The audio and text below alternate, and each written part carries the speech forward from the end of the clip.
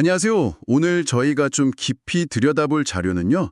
2025년 11월 2일 예엄교회 주일 오전 예배 설교입니다. 네. 조덕근 목사님의 설교고 제목은 너희도 만일 회개하지 아니하면, 본문은 누가복음 13장 1절에서 5절입니다. 네, 누가복음 13장 아주 중요한 본문이죠. 그렇죠.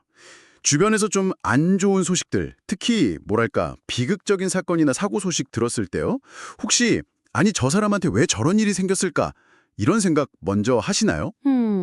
아무래도 그런 생각이 들 때가 있죠. 네. 오늘 이 설교가 바로 그 지점을 딱 건드려요. 예수님 시대에 있었던 그 끔찍한 사건들을 통해서 당시 사람들이 가졌던 어떤 통념 같은 거에 예수님이 어떻게 반응하시는지, 그리고 우리한테 정말 중요한 메시지가 뭔지 이걸 좀 파헤치고 있습니다. 맞아요. 특히 회개라는 단어, 이걸 좀 새롭게 보게 하더라고요. 자, 한번 같이 들어가 보시죠. 네, 좋습니다. 이 설교 시작이 아주 흥미로운데요. 사람들이 예수님께 와서 그 빌라도 총독이 갈릴리 사람들을 학살했다는 끔찍한 소식을 전하거든요. 네네. 아마 사람들은 예수님이 좀 분노하시거나 아니면 희생자들을 막 동정하시거나 뭐 그런 반응 아니면 좀 정치적인 발언이라도 하시려나 기대했을 수 있어요. 그럴 수 있겠네요. 근데 예수님 반응이 완전 정말 예상 밖이라는 거죠. 이 설교는 바로 그 예수님 반응에 딱 초점을 맞춰서 우리가 재난이나 불행 앞에서 흔히 빠지기 쉬운 어떤 생각의 함정, 그런 게 뭔지, 그리고 진짜 우리가 붙들어야 할 게 뭔지 이걸 이야기하고 있습니다. 아, 저 사람들은 죄가 많아서 저런 벌을 받았겠지. 뭐 이런 생각들 말이죠. 네, 바로 그거죠. 그게 얼마나 위험한 생각인지 예수님 말씀을 통해 보여주는 거예요. 자, 그럼 첫 번째 사건부터 좀 자세히 볼까요? 사람들이 전한 소식, 빌라도가 어떤 갈릴리 사람들의 피를 그들의 제물에 섞었다는 내용인데요. 네. 설교에서는 이 표현이 그냥 사실 전달이 아니라 상당히 자극적으로 표현된 거라고 지적하더라고요. 그렇죠. 뭔가 좀 의도가 있어 보이는 표현이죠. 빌라도 하면 그 로마 총독이고 사도신경에도 나오잖아요. 본디오 빌라도에게 고난을 받아서 할 때 그 사람이죠. 맞습니다. 그 유명한 인물이죠. 그러니까 이 유명한 사람이 이런 끔찍한 짓을 했다. 이걸 좀 부각시킨 것 같아요. 네. 그런데 이 설교에서 제시하는 해석이 흥미로운 게 이걸 단순 종교 탄압으로만 보지는 않아요. 아, 그래요? 제물에 피를 섞었다고 하니까 당연히 종교 문제인 줄 알았는데. 그럴 수 있죠. 근데 당시 로마가 대체로는 식민지 종교에는 좀 관대했거든요. 그래서 제사 드린다는 이유만으로 막 학살까지 했을 가능성은 좀 낮지 않나 이렇게 보는 거죠. 그럼 뭐였을까요? 오히려 설교는 이게 좀 정치적인 배경이 있을 수 있다 이렇게 해석해요.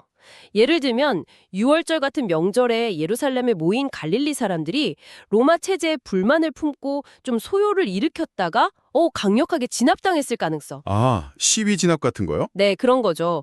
그래서 설교에서 로마 체제에 반역하는 것과 관련된 일, 소요 사태 뭐 이런 표현을 쓰는 겁니다. 그렇군요. 그리고 여기서 설교가 또 하나 짚는 게 당시 갈릴리 사람들이 예루살렘 사람들한테 어떤 취급을 받았냐는 거예요. 아, 그것도 중요한가요? 네, 그냥 지역만 다른 게 아니라 뭐랄까요, 일종의 하층민 취급? 심지어 혈통적으로도 순수하지 않다고 멸시당하던 사람들이었다는 거죠. 아, 좀 차별이 있었군요. 네, 외국의 피가 많이 섞인 사람들, 뭐 이런 인식도 있었다고 하고요.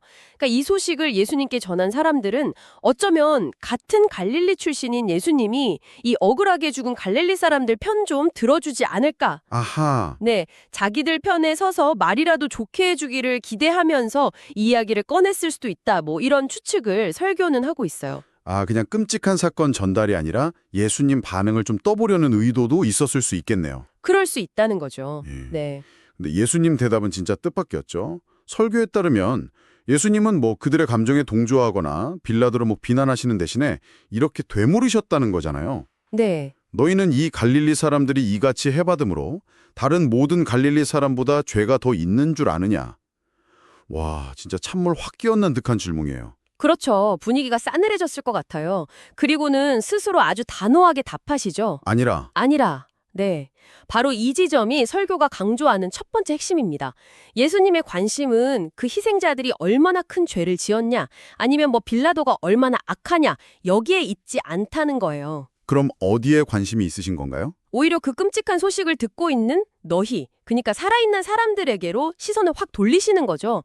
이 사건 보고 남 판단할 게 아니라 바로 너 자신을 돌아봐라 이거죠. 아, 여기서 바로 그 유명한 경고가 나오는 거군요.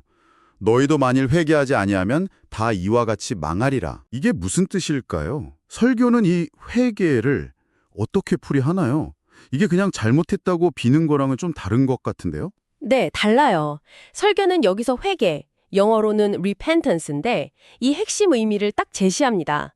바로 돌이키는 것이라고요? 돌이키는 것. 네, 단순히 마음으로 뉘우치는 걸 넘어서 가던 길을 딱 멈추고 완전히 방향을 바꾸는 행동. 이걸 의미해요.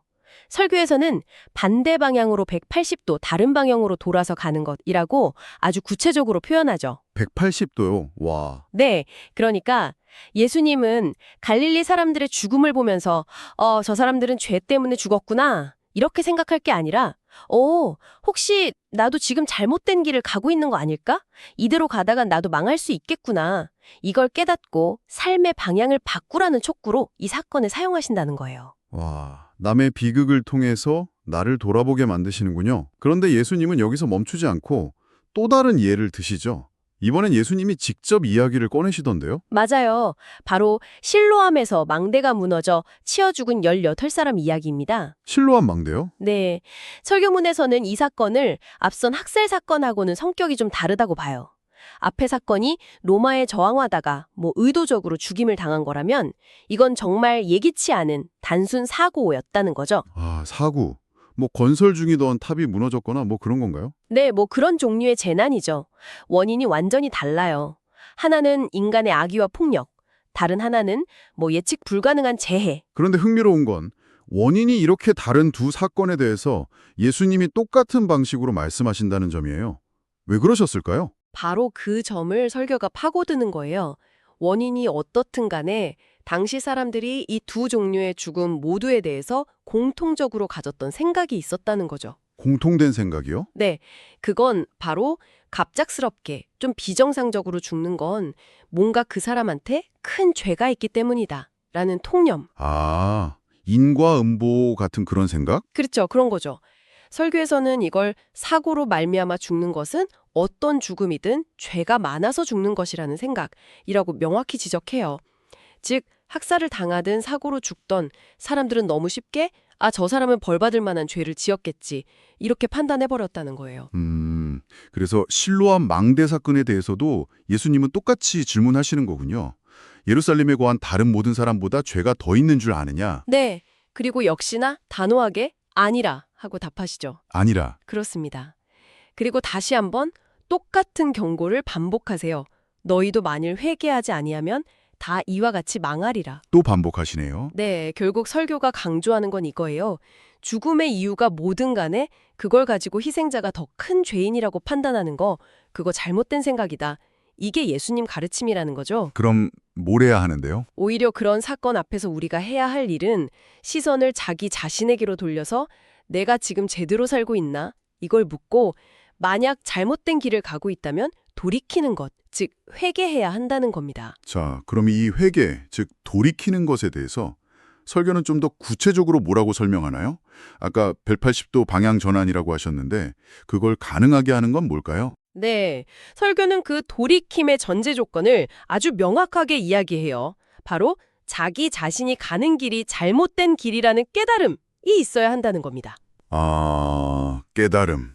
내가 잘못 가고 있다는 걸 알아야 돌이킬 수 있다는 거군요. 그렇죠. 내가 지금 잘 가고 있다고 생각하거나 아니면 뭐가 잘못됐는지 전혀 모른다면 방향을 바꿀 이유가 없잖아요. 그래서 회개는 자기 성찰에서 시작되는 거예요. 내 삶을 정직하게 들여다보고 이 방향은 아니구나 하는 깨달음이 와야 비로소 돌이킴이 가능하다는 거죠. 근데 사실 평소에 우리가 그렇게 자기 삶을 깊이 성찰하는 게 쉽지는 않잖아요. 그냥 일상에 묻혀 살기 바쁘니까요. 바로 그 지점.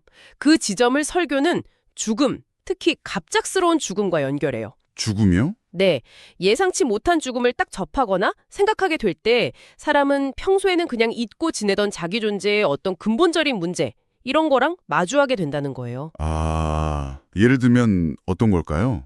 삶이 영원하지 않다는 거, 내가 막 붙들고 있던 것들이 얼마나 허무할 수 있는지, 내 삶의 방향이 진짜 이게 맞나? 이런 생각들을 하게 된다는 거죠. 설교는 이걸 죽음 앞에 맞닥뜨린다는 것은 곧 자기 자신의 가장 근본적인 부분을 본다는 것이다. 이렇게 표현해요. 자기 자신의 가장 근본적인 부분을 본다. 네. 바로 그때가 그냥 피상적인 반성이 아니라 진짜로 내 삶의 방향을 점검하고 180도 돌이킬 수 있는 결정적인 기회. 그때가 바로 진정으로 회개할 수 있는 때라는 겁니다. 아, 그러니까 그런 비극적인 소식들이 그냥 남의 일이 아니라 나 자신의 삶을 돌아보게 하는 어떤 강력한 계기가 될 수 있다는 거군요. 그렇죠. 그 기회를 놓치지 말라는 어떤 경고처럼 들리기도 하고요. 네, 맞습니다. 그 순간의 성찰을 통해서 돌이키지 않으면 다시 그냥 무뎌진 일상으로 돌아가서 예전의 그 잘못된 길, 어쩌면 파멸로 향하는 길을 그냥 계속 가게 될 수도 있다는 경고이기도 하죠. 그래서 예수님께서 너희도 만일 회개하지 아니하면 다 이와 같이 망하리라고 반복해서 말씀하신 이유라고 설교는 해석하는 거고요. 그럼 이런 질문도 생기네요. 혹시 하나님은 죄 지으면 바로 벌 내리시는 분은 아닌 건가요? 설교는 이 부분에 대해서도 혹시 언급하나요? 아, 네. 아주 중요한 지점이죠. 설교는 그 점에 대해서 분명히 말합니다. 하나님께서 우리가 죄를 지을 때마다 즉각적으로 막 벌을 내려서 사고로 죽게 하시는 방식으로 세상을 다스리시지는 않는다고요. 아, 그러신 건 아니다. 네. 만약 그렇다면 이 세상에 살아남을 사람이 과연 누가 있겠냐는 거죠. 설교는 아주 단호하게 말해요. 그렇게 죄에 대해서 하나님이 보응하신다면 이 세상에 살아있을 사람이 하나도 없다. 하긴 그렇겠네요. 네. 따라서 어떤 비극적인 사건을 보고 어휴 하나님이 벌 내리셨네? 라거나 저 사람은 죄가 많아서 죽었네? 라고 너무 쉽게 판단하는 거 그거는 하나님의 성품이나 예수님의 가르침을 오해하는 거라고 지적하는 거죠. 그렇군요. 우리가 너무 쉽게 심판자처럼 다른 사람을 판단하는 대신에 그 사건을 오히려 나를 비추는 거울로 삼으라는 거네요. 정확합니다. 네. 설교의 결론은 아주 명료해요. 어떤 일을 보든지 그 일을 보면서 자기 자신을 살펴야 한다는 것이다. 갈릴리 사람들의 학살이든 실로암 망대 붕괴든 아니면 오늘날 우리가 접하는 수많은 사건 사고든 그 본질이 무엇이든 간에 중요한 것은 그것을 통해서 다른 사람을 정죄하는 게 아니라는 거죠. 네. 오히려 나는 지금 어디로 가고 있는가? 내가 돌이켜야 할 부분은 없는가? 이걸 묻고 행동하는 자세, 즉 회개라는 것입니다. 오늘 조덕극 목사님의 설교 분석을 통해서 우리는 누가복음 13장에 나타난 예수님의 말씀을 다시 한번 좀 깊이 생각해 보게 됐습니다. 핵심은 이거네요. 주변의 비극 앞에서 희생자를 섣불리 탄당하거나 정죄하지 말 것. 그렇죠. 오히려 그 사건을 나를 돌아보는 계기로 삼아서 잘못된 길에서 돌이키는 회개의 기회로 삼으라는 것. 참, 생각할 거리를 많이 던져주는 메시지입니다. 자, 그렇다면 이 모든 이야기가 지금 이 순간 여러분에게는 어떤 울림을 주고 있나요? 네, 정말 그렇죠. 이 설교의 마지막 권면이 우리에게 던지는 질문이기도 한데요. 우리는 정말 매일같이 수많은 소식을 접하면서 살아가잖아요. 안타까운 사건, 끔찍한 사고, 슬픈 죽음의 소식들. 네, 너무 많죠. 네, 그럴 때 우리는 어떤 반응을 보이나요? 그냥 잠시 안타까워하다가 남의 일로 흘려보내거나 혹은 무의식적으로라도 아니 왜 저런 일을 하면서 원인을 찾고 판단하려 들지는 않나요? 그러는 경향이 있는 것 같아요, 솔직히. 그렇죠. 오늘 살펴본 설교는 바로 그 중간, 잠시 멈춰서서 화살표를 나에게로 돌려보라고 권하는 겁니다. 나는 지금 괜찮은가? 내가 가는 방향은 옳은가? 혹시 내가 돌이켜야 할 것은 없는가? 하고 말이죠. 아, 여러분이 오늘 마주하게 될 어떤 소식 앞에서 남을 판단하기보다는 자기 자신을 깊이 성찰하고 삶의 방향을 점검하는 계기로 삼아 볼 수 있다면 그것이 바로 이 설교가 말하는 회개의 시작이 아닐까 싶습니다. 한번 깊이 생각해 볼 만한 지점인 것 같습니다. 네, 오늘 저희와 함께 이렇게 깊이 탐구해 주셔서 정말 감사합니다. 다음에 또 흥미로운 자료로 찾아뵙겠습니다. 감사합니다.